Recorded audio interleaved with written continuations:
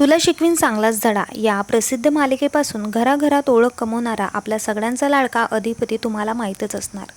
अधिपती हा त्याच्या स्टाईलमुळे, त्याची वाचा आणि त्याचसोबत त्याचं अक्षरावरचं प्रेम यामुळे ओळखला जातो.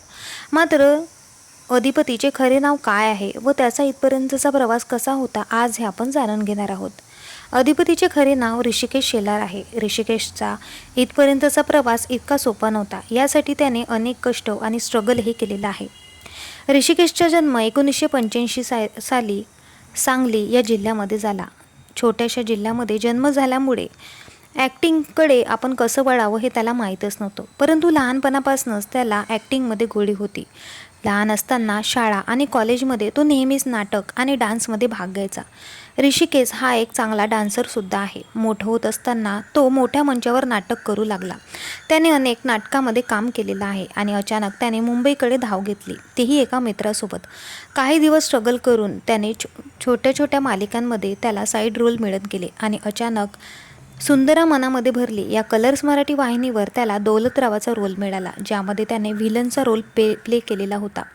तुम्ही जर आज जाऊन ती मालिका पाहाल तर तुम्हाला विश्वासच बसणार नाही, त्यामध्ये काम करणारा आपला सगळ्यांचा लाडका अधिपती आहे. कारण त्या मालिकेमध्ये ऋषिकेशने एकदम पूर्णपणे निगेटिव्ह रोल प्ले केलेला होता.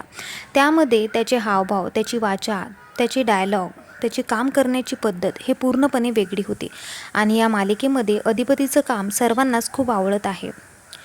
तो शिकलेला जरी नसला तरी त्याचं अक्षरावरचं प्रेम, त्याच्या आईवरची माया हे सर्वांनाच खूप आवडते.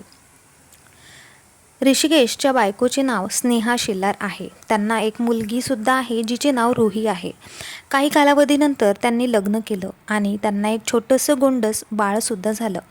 ऋषिकेशची लाईफ खूप चांगल्या प्रकारे सुरू आहे. तो दर महिन्याला 30 ते 35 हजार रुपये कमवतो. याशिवाय तो अनेक छोट्या मोठ्या प्रोजेक्टमध्ये सुद्धा काम करत असतो. त्यामुळे ऋषिकेश आता लवकरच मोठ्या पडद्यावर म्हणजेच मराठी चित्रपटाकडे धाव घेणार असंही त्याने सांगितलेलं आहे. तुम्हाला सुद्धा ऋषिकेश आवडतो का? मला कमेंट करून नक्की सांगा. भेटूया परत. धन्यवाद.